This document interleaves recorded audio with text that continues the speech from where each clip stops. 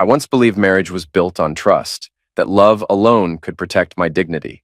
I was wrong. My name is Colton Black, and this is a story of betrayal and the revenge that turned me into someone I never imagined. 5 days ago, I stood at the kitchen counter, my daughter Belle's iPad in hand, reading a group chat I was never meant to see. My wife Willow, her sister Lucy, and their mother Aurora had named it Family Only. The messages stretched back months, even years, mocking me. "He's just a pushover," Willow wrote. "He won't do anything," Lucy added with a laugh emoji. "Drain his savings while you can," Aurora advised. "He'll never stand up for himself." They ridiculed me for turning down a promotion to spend more time with Belle. They joked about my trust, how I never questioned Willow's house renovations, which were really spa weekends, shopping sprees, or worse, affairs. But what truly stung wasn't the money. It was the contempt, the callousness, the quiet, insidious evil that turned every one of my sacrifices into an inside joke. Right then, it should have been enough for me to file for divorce, to call a lawyer and wash my hands of them. But something in me snapped.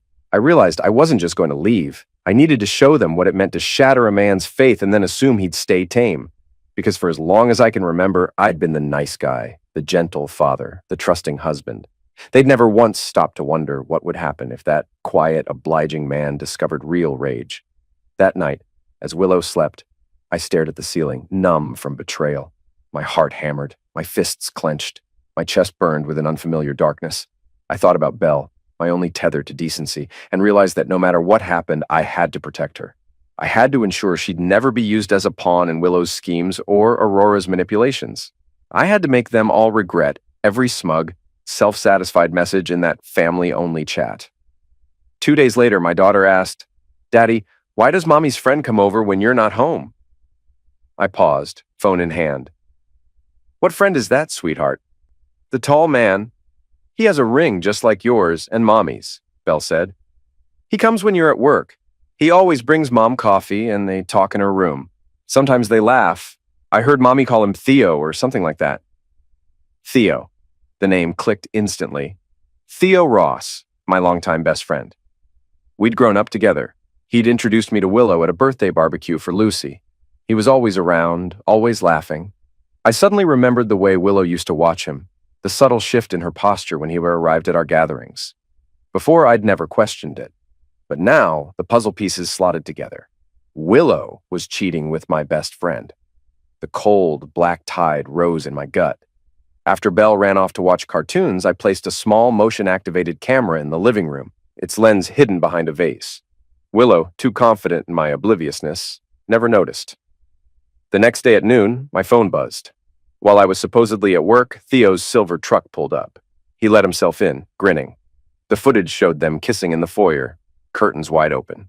He wore his wedding ring, a cruel reminder of his own marriage to Naomi. For 2 hours, they stayed in my bedroom.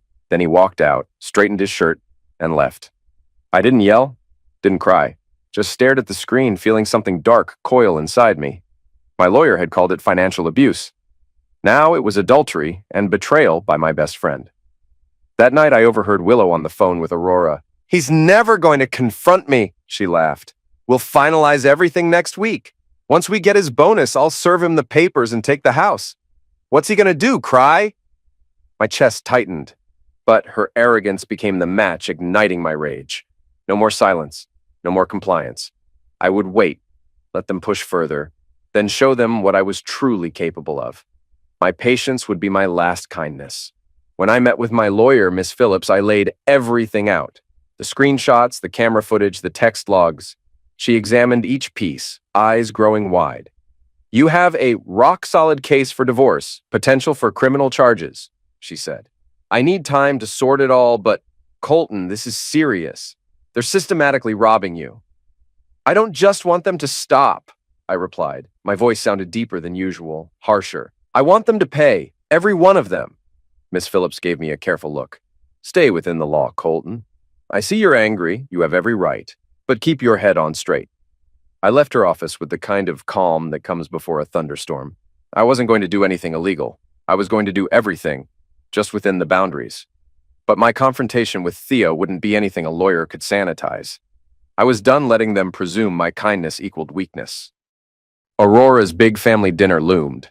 Willow, Lucy, Aurora, and anyone who was considered an extension of their clan would be there.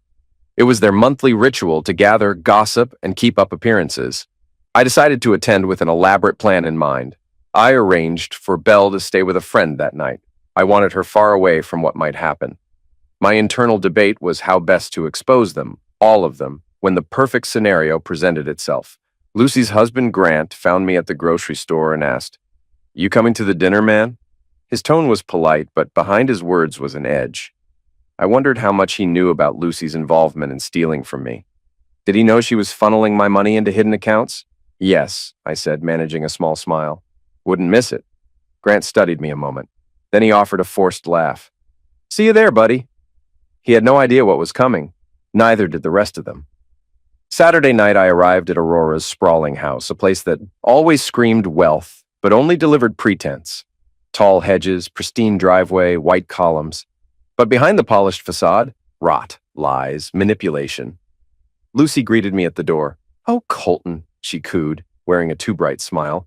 "I'm so glad you could make it. Willow's inside helping Mom with the roast. It's going to be wonderful," I nodded. "Looking forward to it." Inside, Aurora and Willow were flitting around the kitchen. Aurora had that matriarchal posture, shoulders back, chin up, as though she were a reigning queen. Willow wore a summery dress, cheeks flushed as though she had been working hard, but she hadn't worked an honest day in years, not since she discovered she could manipulate me for money. "Colton," Willow said, adopting a silky tone, "sweet of you to come right after a shift. Why don't you sit in the living room? Lucy will bring you something to drink." I forced a calm smile and accepted a glass of iced tea from Lucy, ignoring the dagger-like glances she and her mother exchanged, as if they were orchestrating some elaborate scheme. As we all gathered around the massive dining table, Aurora took charge. "Let's go around and share some highlights of our week," she said. "Willow, darling, why don't you start?" Willow tossed her hair. "Oh, I've been prepping the final details of my business venture. I was going to keep it under wraps, but I can't resist sharing. It's going to bring in substantial revenue. She placed a hand on my arm. "Counting on my wonderful husband to support me." Arrogance laced every syllable. They thought they had me cornered, a docile spouse, a pliable wallet. They didn't know I had cameras, bank statements, and piles of evidence stacked neatly in Miss Phillips's office, ready to detonate in divorce court. But the dinner wasn't just about exposing them. I wanted something else too. The raw confrontation, the chance for them to see me, to realize their illusions about me were done. A doorbell interrupted the conversation. Before Lucy could rise, I calmly stood. "I'll get it." Opening the door, I found a courier I'd hired, holding manila envelopes. I gave him a polite nod, and he vanished. The family stared, perplexed, as I entered with those envelopes, each labeled with someone's name. My heart hammered. I could feel the blood roaring in my ears. But outwardly, I was serene. "Before dessert, I'd like to share something with everyone," I said, placing the envelopes by each plate. "What's this about?" Aurora demanded, eyes narrowing. "Go ahead," I said. "Open them." They did. One by one, gasps, curses, wide-eyed horror spread around the table. Willow's face turned white. Lucy's mouth literally fell open. Aurora's lips thinned into a taut, bloodless line. Even Grant, Lucy's husband, looked shaken, flipping through page after page of logs, statements, screenshots, and photos. It was all there. Bank statements showing tens of thousands siphoned from my personal accounts, allegedly for home renovations. Screen captures from the family-only chat mocking me, strategizing how to bleed me dry. Images of Theo arriving at my home on days I was out working. Time-stamped, dated. Correspondences between Lucy and Willow about the divorce plan once they secured my annual bonus. Aurora's emails orchestrating these manipulations for maximum gain. "What the hell is this?" Lucy hissed, her voice trembling. Willow's eyes brimmed with panic. "Colton, why would you do this? This is private." "Stealing from me was also private," I said, voice resonating in the hush. "Cheating with my best friend was, I suppose, your business too. But you made it mine when you made a fool out of me." Aurora thumped the table. "You had no right." "I had every right," I countered, leaning forward, glaring at the woman who taught my wife how to con me. "You think you can rob me blind and degrade me behind my back?" "I do have a right to gather evidence, Aurora, and I did. Thoroughly." Across the table, Lucy's husband, Grant, looked like someone had punched him in the stomach. "Lucy, Are these bank logs for our account? Lucy shrank back, stammering. Grant, honey, it's not what it looks like. You're funneling his money. My money. He held up a page. You took out a second mortgage on our home? Lucy didn't answer. She stared at me, face twisted. You bastard, she whispered. You've ruined everything. No, Lucy, I said quietly. You ruined everything. I just made sure you wouldn't get away with it. Suddenly, from the foyer came the ring of the doorbell again. My blood turned to ice. Another uninvited guest. Part of me already knew who it might be. I'd half expected him to show, though I hadn't invited him. Willow jumped to her feet, hastily smoothing her dress. I'll get it, she stammered. I followed her, the entire family trailing behind. As Willow flung open the door, there stood Theo Ross, looking uncertain but determined. He wore a black leather jacket, hair disheveled, and on his face was an expression that wavered between guilt and defiance. Willow, he said softly. I wanted to talk. He caught sight of me over her shoulder, eyes widening. Colton, he said, swallowing. Look, man, I know how this looks. I felt an electric jolt of fury. That was my best friend. His voice was so familiar, so loaded with memories, camping trips, high school pranks, best man speeches, all turned toxic. My jaw clenched so hard I thought my teeth might crack. Why are you here, Theo? I asked, my tone deceptively calm. He glanced at Willow. I came to manipulate me further? My voice rose. To waltz into my home again while I'm away? A flicker of panic crossed his face. Look, it's complicated. Willow said you two were basically separated. Don't you dare lie, I snarled. I've got footage of you in my bedroom while I was at work. My daughter asked me why Mommy's friend keeps visiting. He turned pale. Colton, please, you have to understand. Stop, I barked, stepping forward, ignoring the frantic shrieks from Willow. There's nothing to understand but your betrayal. The old me, the pushover, would have tried to reason or walk away. But that quiet, compliant man had snapped the moment I saw my so-called best friend with his hands around my wife in my own home. My fists tightened. Theo realized too late what was about to happen. He raised his hands as if to placate me, but I lunged, driving my shoulder into his gut and slamming him backward into the doorframe.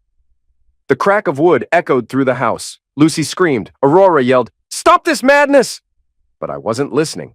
I grabbed a handful of Theo's jacket and swung a wild punch that connected with his jaw. The pain in my knuckles flared, but it felt good. Almost too good. Theo stumbled, and I advanced, hooking a second blow across his face. He tried to regain balance, stepping sideways off the threshold and onto the front porch. Colton, this is insane. It's justice, I hissed, heart pounding. All those times you shook my hand, smiling while you went behind my back. Did you think I'd just lie down and take it forever? He attempted to grab my arm, but I twisted away and delivered a hard kick to the back of his knee. He collapsed, cursing. I stood over him, chest heaving. Willow shrieked, "Stop! You're going to kill him!" Funny, I growled, glaring at her. You never worried about me, only him. My entire body shook with adrenaline. Theo coughed, spitting blood onto the porch. It wasn't enough to quell my wrath.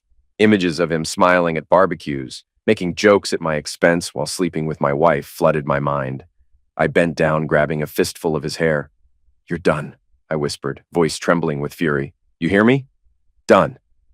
Before I could land another blow, I felt strong arms clamp around my chest, Grant and someone else pulling me off. Colton, that's enough! Grant panted. He's not worth it, man! Theo struggled to stand, leaning against the porch rail, blood trickling from his mouth. His eyes shone with terror. He'd never seen me like this. None of them had. I let Grant and the others drag me back inside, my breath coming in ragged gasps. Willow rushed to Theo's side, ignoring the meltdown of her mother and sister. Aurora was shouting about calling the police. Call them, I spat. We'll see how they like the evidence I've collected on your entire family. Go ahead, Aurora. She froze, phone half raised. You're threatening us? Threatening? I let out a bitter laugh. No, just stating a fact. If you call the police, you'll all face a tsunami of charges for fraud, theft, conspiracy, maybe more. I'll be arrested for assault, sure, but at least I'll know every dirty secret of yours is on the record. And I promise I'll walk out of that station far quicker than you'll wiggle your way out of your charges. For a long moment, no one moved. Lucy collapsed onto a chair, face in her hands. Aurora glared but said nothing, phone dropping to her side. The only sound was Willow sobbing by Theo's side as he wiped blood from his split lip. Grant, exasperated, rubbed his face. This is insane! Lucy, did you really conspire with them to steal money from Colton? She nodded tearfully, then spat at me in sudden rage. You didn't have to do this publicly. Couldn't you just leave quietly? Why should I? I shot back, gesturing wildly. Why should I go quietly after what you all did?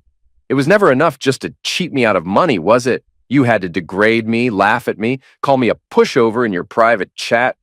Did you ever consider what happens when a so-called pushover pushes back? Silence. Even Aurora, normally brimming with snide remarks, said nothing. The air crackled with tension as the entire foundation of their manipulative little world caved in. Willow helped Theo wobble inside and sank him onto the sofa. He avoided my gaze, gingerly feeling his swollen cheek. She turned toward me, tears streaking her face. Colton, I'm sorry, she whispered, voice shaky. It just happened. Theo was there and you... She swallowed hard. You've always been distant. I felt alone in the marriage. Don't you dare blame this on me, I hissed. When you needed money, I gave it. When you needed time, I gave that too. I gave you everything, Willow, and you all mocked me for it. You planned this. A flash of anger lit her eyes. Fine. You know what? Yes, we mocked you. You were too stupid to see it, but you weren't supposed to become this monster. Monster? I barked a hollow laugh. You forged that monster yourself, Willow. You think I wanted to do any of this? I had no choice. You threw me to the wolves, so I became one. Her body shook with rage and despair. You'll never win custody of Belle, she spat. A violent father? Hitting people? No judge would trust you. I let that sit, then calmly reached into my pocket. My phone screen displayed the text she and Aurora had exchanged about setting me up for a violent outburst so they could claim abuse in divorce court. But I had timestamps for that too, plus a dozen recordings of her financial misdeeds, plus footage of her hooking up with Theo. You're gonna lose everything, I said. And if you try using Belle as a bargaining chip, I'll bury you in legal actions. My voice dropped to a trembling murmur. Don't. You. Dare. Willow's face fell, and for the first time I saw fear that ran deeper than the immediate confrontation.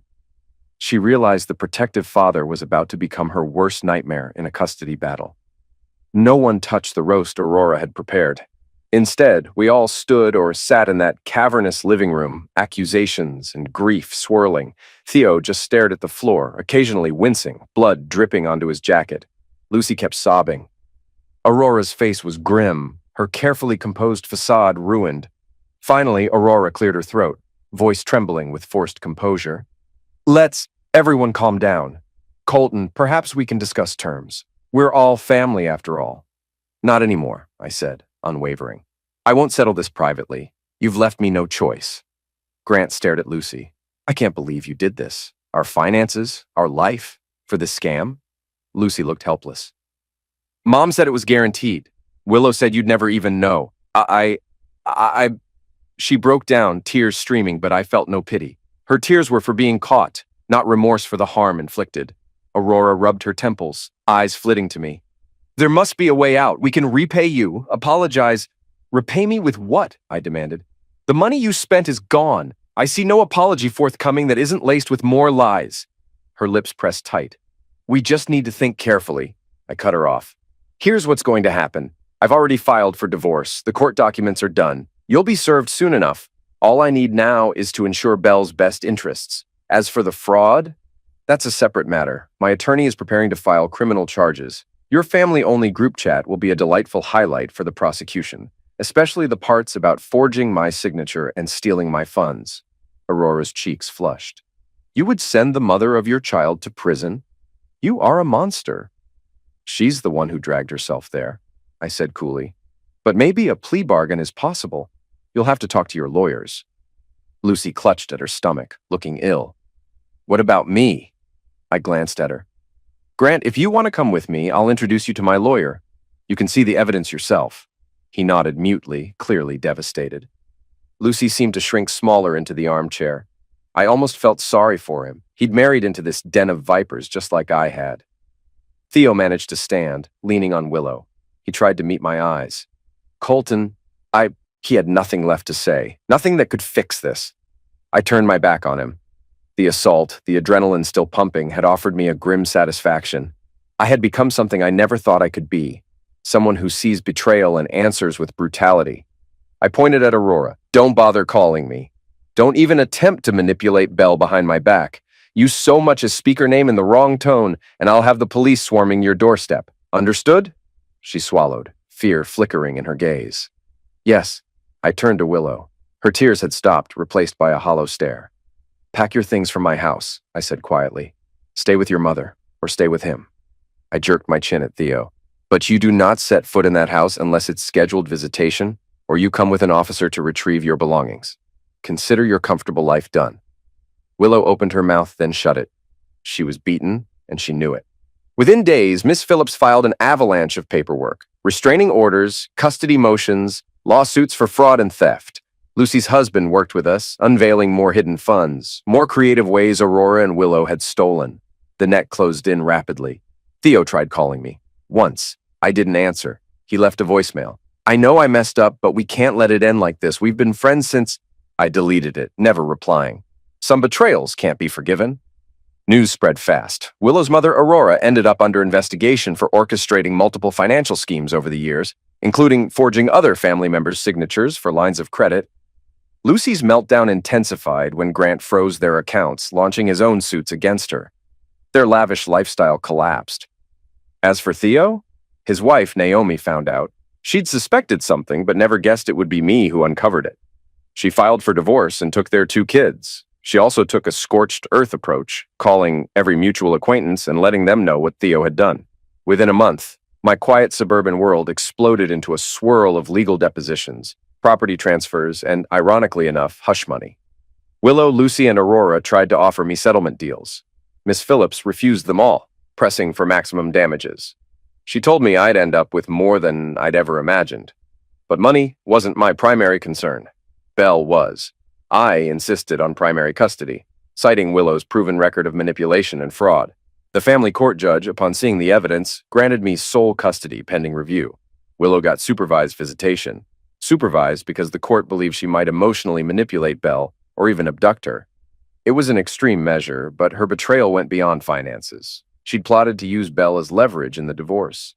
That was enough to turn the tide in my favor. Weeks turned into months. I found a new house in a decent neighborhood, less fancy, more honest. Painted Belle's room the color of her choice. Signed her up for after-school art programs. I tried to give her as normal a life as possible. Willow tried to rebrand herself as a victim in front of the judge, claiming my violent outburst at Aurora's house proved I was an unfit father. But Miss Phillips systematically dismantled that argument with the evidence of Willow's affair, plus months of text messages in which Willow joked about intentionally provoking me to use it against him later.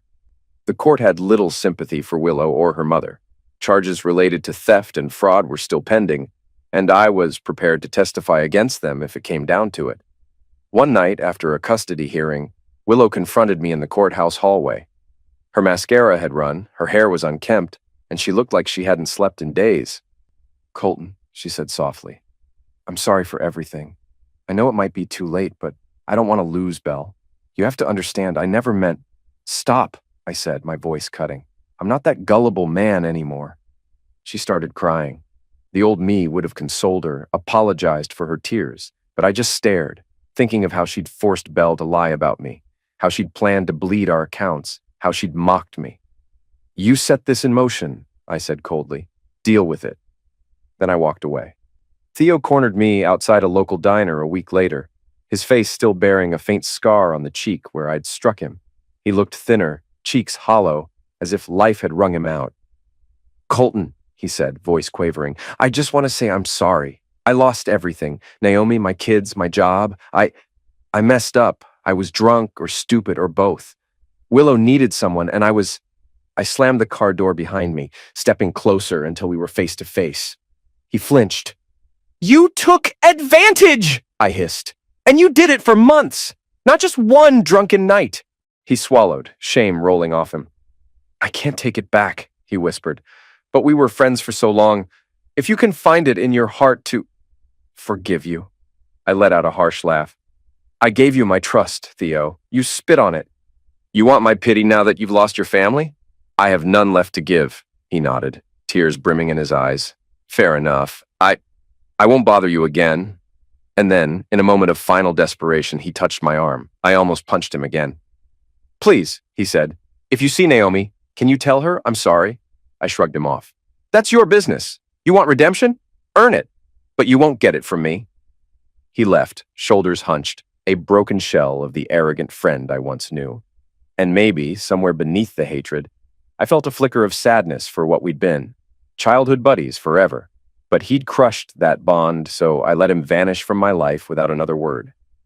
A few months later, the divorce was finalized.